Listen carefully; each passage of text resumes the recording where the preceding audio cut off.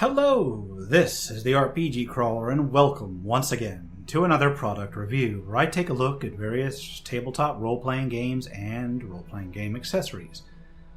This time I'm taking a look at something slightly different for me. It's a setting book rather than a full-on system. Published by Stellagama Publishing, who were kind enough to provide me with a review copy, Terra Arisen is a sci-fi setting for the Cepheus Deluxe system, and is generally compatible with 2d6 sci-fi systems of a similar Cepheus engine vein. As always, I will be briefly touching on a technical evaluation of the book in general, followed by a detailed summary of the content, and then go into my overall thoughts and evaluation. Before I get into it, I should note, as longtime viewers are well aware, sci-fi settings are not my usual go-to choice, so while I will attempt to be as fair and as thorough as I always try to be, if you are a sci-fi fan, you will want to keep this approach in mind. Written by Omer Golan Joel, Richard Hazelwood, and Josh Peters, Terra Arisen was released in 2022 and is available in print-on-demand as well as PDF versions. It is a setting book for Cepheus Deluxe Edition and covers a political and militarily dynamic era of time after humanity and its allies have thrown off a centuries-long domination by an alien empire. This shifts it from the usual point-to-point star hex crawl to set up where the characters can attempt to become embroiled in the various developments that can be expected of such a time of turmoil. Physically, the book comprises just over 210 pages with a full-color cover and largely black and white interior with a mix of black and white and some full-color illustrations. There are bolded headings and very occasional inline artwork where appropriate. Page headers and footers are, in my opinion, more nicely realized than in past Stellagama offerings, and later within the book there are full-width tables and full-page hex star maps where appropriate. It's all got a very basic but easily readable formatting, and it looks like the full-color artwork is much rarer than the black and white artwork, but where it appears, it's used either for logos or for a few purely setting-induced illustrations. Technically speaking, the writing is clear and easy to comprehend, a staple of past Stellagama works. I did notice a few typos and errors during a very thorough read, but none were in critical places, and almost all of them smacked of someone using a spell check to try and catch the errors rather than hand reading it. It is a lamentably common and unreliable method, unfortunately, and, you can't really avoid it in a product this big. The artwork is a bit more consistent throughout the book this time around as well, and while the actual art style is a little bit on the cartoonish side in instances, the fact that it is more consistent throughout the book than in past Stellagama products makes it so that it feels like a slightly more polished product than what I've seen from them in the past, which is saying something, because they're usually, while minimal, pretty consistent looking on their past releases. Before I get into the analysis, let's go ahead and look at the content. So, in brief, there is an introduction, there is an overview, followed by 7 chapters and 3 appendices. After the aforementioned introductory material, Chapter 1 covers character generation, specifically what expanded material the setting introduces beyond the basic Cepheus Deluxe system. Chapter 2 is where the purely setting information truly starts, covering the history of the setting's immediate past. Chapter 3 details the United Terran Republic, the main polity that governs humanity's place in the galaxy. Chapter 4 then covers the major alien species humanity interacts with, while Chapter 5 gives a smattering of starships to supplement the basic ones in the core Cepheus Deluxe rules. Chapter 6 is by far the largest chapter and covers the Terran Quadrant in detail, offering hex maps of the sector, as well as system data for the various inhabited or important planets and stars. The final chapter gives ideas and hooks for various adventure and campaign types that could be run in the setting. The appendices are more straightforward. Appendix A just offers a few news dispatches to offer a few events to set up the start of a setting's launch. Appendix B offers us sources of information or inspiration similar to the old Appendix N from the AD&D era, except that it offers a list of games and movies as well as literature. Finally, Appendix C just covers the open gaming license legalities. In more detail, the introduction gives a very brief summary of the product, similar to what I've already stated, as well as background information on the authors and Stellagama Publishing itself. The setting overview then does exactly what it says on the tin, telling of the time period and giving a broad overview of things. Terra Arisen takes place in 2260, a few years after the Terran Liberation War, which has freed humanity and its allied species from the Reticulan Empire, leaving a state of things in a very shaky peace. After giving a few more details on the current state of affairs, Chapter 1 covers character generation, starting with the alien species. There are several alien species, including humans themselves, covered in the Terra Arisen setting. Each one has a physical description, followed by a list of their physical traits, as well as relevant game mechanics. There's the Cepheus, a group of lizard-like reptile humanoids, the humans themselves, the Reticulans, they're similar to the classic gray aliens, Reticulan hybrids or human Reticulan engineered crossbreeds, Cephesians. Cephesians are, well, I mean, that's what it says. Cephesians are a sort of snake-tailed humanoid. I will never be able to read that without going off on that tangent. I am very sorry. They are basically humanoid upper body with a tail, with a snake tail. And finally, there's the Zeus, a species of alien insect scavengers.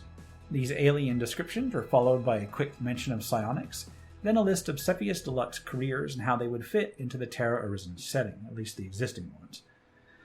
Variations that should be kept in mind on character generation follow, including the idea that a major war has only just finished a few years past and how that can impact various backgrounds. A more detailed mustering out ship benefit table is given, showing the sorts of ships that beginning characters might start with and how they may have obtained them. The bulk of Chapter 1 actually covers the new careers. Each one is detailed in a manner similar to the Cepheus Deluxe base format, with a name and brief description, an advancement and rank table, complete with mustering out benefits for each rank, and then an events table for that specific career. There's careers for the psychic, for the Shikek female and the Shikek male. At least I think I'm pronouncing that right. Is it Kikek? Sikek? Who knows? As each has a different place in their tribal society. The CRC-8 and CRC-16 career covers the Committee on Reconnaissance and Counter-Reconnaissance. They're basically intelligence agents. The CRC-32 career is the psionic branch of the above. It includes what you'd call your military-grade psionicists. Imperial Huskarls used to serve one of the Reticulan Great Houses before the war. The PRI is a civilian-style psionic research institute. A Reticulan noble is a member of the Reticulan nobility, or a formal one, specific to their empire, while a Reticulan prole is a worker or other commoner from within that empire. The Cephesians have their own career all to themselves, and then there's the various Terran military careers, at least the ones that don't fit into the basic Cepheus Deluxe system. There's the Terran Guard and the Terran Naval Infantry. The Zeus, once more, have their own career all to themselves and kind of represent a sort of combination of scavenger, pirate, and smuggler. The chapter rounds out with the last two major entries. There's the War Events table that gives more specific detail on random career events that are relevant to the recent war. Then finally, descriptions of the major medals and decorations given out by each side in that war, complete with color illustrations of each, so you know what kind of award your character may have earned and be fully ready to describe them. By contrast with the rather mechanics-heavy, detailed Chapter 1, Chapter 2 is much briefer, just a few pages long, but just as important. It gives a history of the Reticulan conflict and its aftermath, starting in the late 21st century when the Reticulans came in and took over, through the wars where the humans were conscripted into Reticulan armies, and then come back home as dissatisfied with their overlords. Through the Revolution, after a century and a half of occupation, and the 25-year-long Terran Liberation War, as well as the wrapping up of the Peace Accords. The lengthier Chapter 3 covers the United Terran Republic in detail and is effectively a collection of the fluff of the setting. It starts with a brief overview of the UTR, how it exists as of the setting start, then details the government, its locations, and its structure. This is followed by the 4 main political parties and their ideologies, along with their logos, and then each of the major military and paramilitary forces, including a mention of the recently defunct Terran Guards, since so many people would have been familiar with it. Each one is detailed in terms of what their primary operations included, but also their general relation to the UTR and to each other. While there's no official military scout branch, General Scouts and Merchant Marines are detailed in here, and details on the history and treatment of various psionics are given, along with a sidebar on how to appropriately portray CRC-32 and the PRI in-game. There's some mention of how hybrids are treated and the challenges they face, as well as a brief section detailing technology and economics, along with what tech levels might be expected and where. The major corporations are then each given a brief blurb each for easy inclusion into the storyline, followed with a short discussion on the various colonies. Religion is touched on as well, including the treatment of traditional real-world religions, as well as a few new ones. There's the basics of a crime and justice system given here as well, and how they may vary depending on the status of a particular world. A few major criminal groups are detailed here to serve as either adversaries or as contacts. When Chapter 3 covers the Terrans, Chapter 4 covers the aliens. The format is a little different here. Each alien group is detailed starting with biology, psychology, and culture, governance, or at least major factions where appropriate, followed by guidelines on playing that alien species.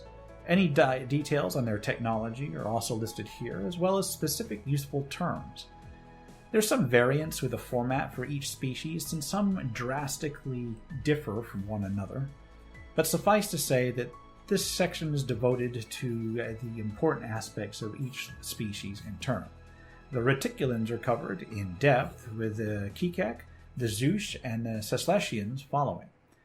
Further in the chapter are some non-player species, starting with the dinosaur-like Chiwak, and then the extinct precursors, a culture that went extinct thousands of years past. There's some talk about even older civilizations as well, such as the ancient hypothetical gardeners that are said to have transported ancient species from planet to planet and thus contributed to why the Chiwek look like dinosaurs. Dinosaurs with shotguns here, but dinosaurs nonetheless. Chapter 5 is the Starship chapter.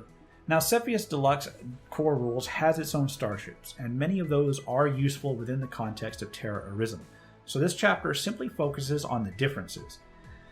First, there are some variant starship rules, expanding on the reticulan technology and the fact that most Ceslesian ships have some sort of shrine for spiritual services. Then there's the maintenance and used ship rules. Since Terra Arisen takes place right after a Great War, used ships are a huge part of the available ships out there, and they can develop their own quirks over time. After this, spacecraft for Terra Arisen are detailed individually. These include descriptions and specific considerations for each type of craft, followed by a stat block including the tech level, tonnage, armor, keywords, and other relevant game statistics. These ships vary from the Reticulan classic flying saucers to the pieced-together Zeush scavenger ships, with others available for Terrans and the Seekek as well. The next chapter is by far the largest in the book. It details the Terran Quadrant, where the setting mostly takes place, in detail. Now, it starts with an introduction on how they, cover the maps as well as guidelines to the various types of stars and potential worlds you can encounter. Information on how worlds are judged according to the overall temperature and native wildlife are given, and then the chapter proceeds with an overview of the sections of the quadrant, what each area is known for, and what can be expected to be seen there. This is followed by hex maps and world descriptions. The hex maps detail where each system is in the galaxy, while each world is listed by sector, with a system name, what hex they're in, the name of the world, the class of the star, what faction they're associated with, basic physical dimensions such as diameter and gravity, what kind of atmosphere, hydrosphere, and temperature they have, any population or government, law and tech levels, whether it has a starport, what kinds of other inhabited bases might be there, as well as the general terrain on that planet. Life is detailed in terms of complexity, diversity, and its compatibility with human norms. Then whether that system has associated asteroid belts and gas giants is given, followed by a description and any information the referee must know. There are pages upon pages of these systems and subsectors given, with some worlds far more detailed than others, generally when they have a thriving civilization on them. This alone should give ample opportunity for exploration during any particular campaign, and it's no wonder that so much of this book is focused on this section.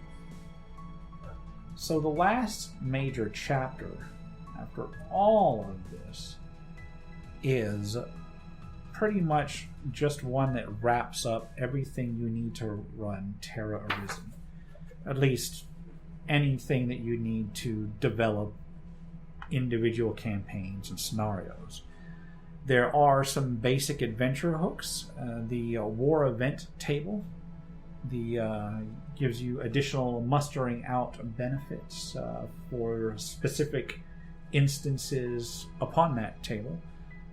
There are contact tables that can be used to supplement the core Cepheus Deluxe careers during character creation. Information on potential enemies that can be earned either during character creation or upon the acquisition of other traits, and you can take that as basic inspiration to flesh things out. There's some guidance on the sorts of factions that might grant individual ships and what they may expect the PCs to do for them in return.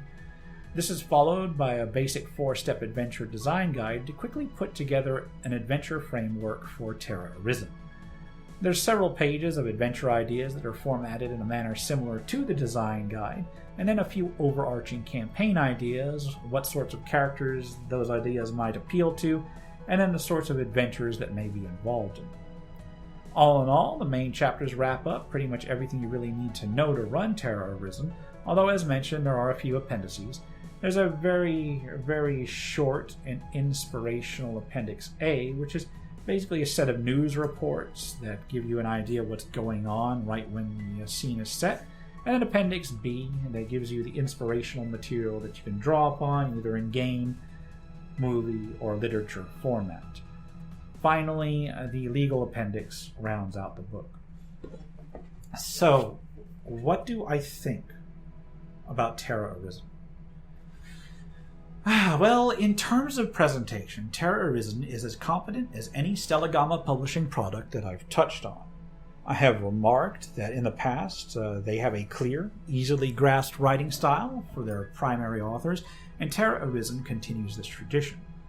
The minimalistic visual layout from prior products is retained here as well, with minor embellishments as mentioned, and there's a lot more consistency in the art style of the illustrations, although I do note that there are relatively few of them for the sheer size of the contents. Where they occur, they are usually quite utilitarian.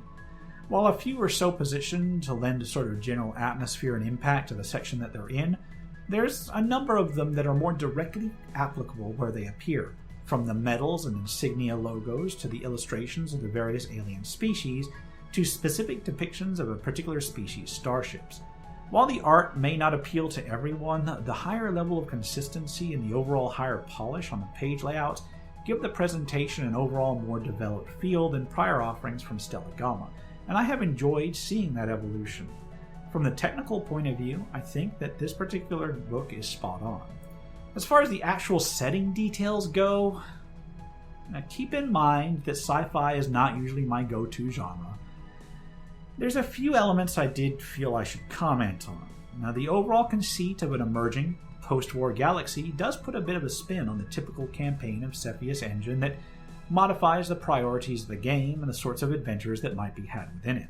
It should be noted that this really modifies the tendency and feel rather than just outright denying some styles of play. With its sprawling setup of well-detailed factions and the uneasiness of the peace that reigns over the area, it puts more of an emphasis on military or quasi-military missions, intelligence gathering and the sort of cloak and dagger thing you'd see in a Cold War setting, dealing with refugees and rebuilding after the war, versus voyages into the unknown and exploration for exploration's sake. This also has an impact on things like the general tech level and the governance of the scattered worlds, resulting in a slightly tighter range than you might see in a more dispersed setting. I do appreciate how well detailed the two galactic nations are, the Terrans and the Reticulans, and how they are presented as complex organizations in and of themselves. While the player may be primed to identify with the Terrans, neither nation is shown to be without its faults, as well as its merits, and it makes for a more believable setup in that regard. The various political factions within the UTR are also interesting, albeit simplified, effectively creating a two-axis ideological system that revolves not around social or economic mores, but purely around the relationship with alien species and to what degree the Terrans should militarize themselves.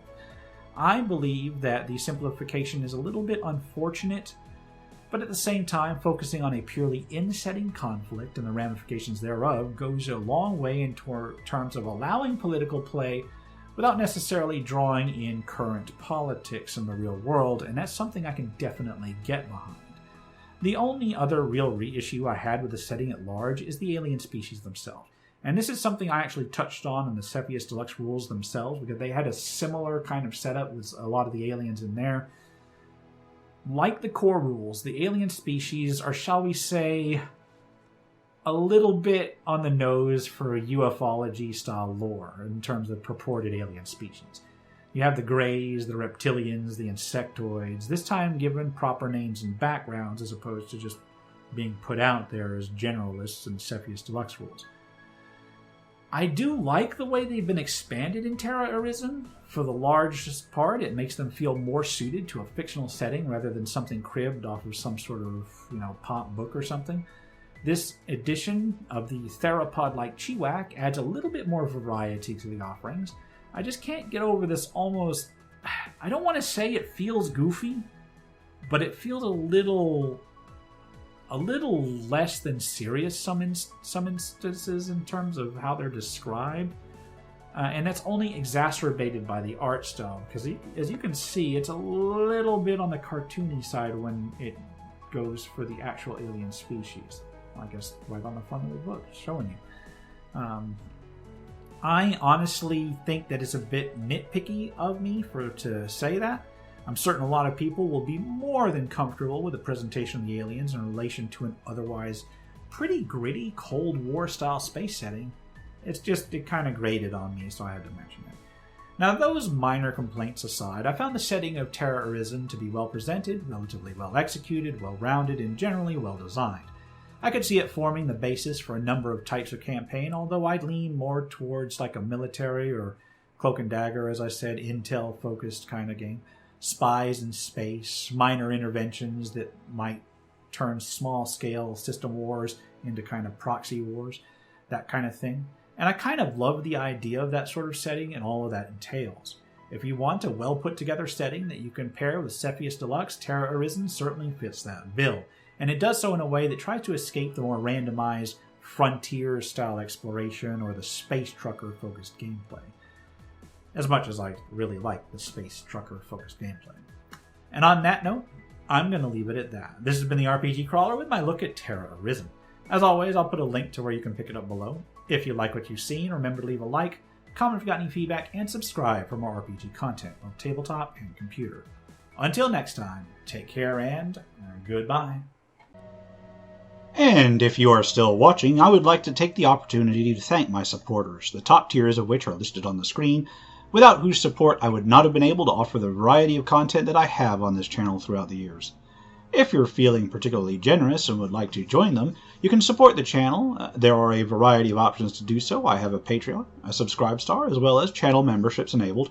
If you are not in a position to contribute, simply leaving a like, a comment, or sharing my videos are all wonderful ways to help the channel grow without spending a dime, and are all greatly appreciated.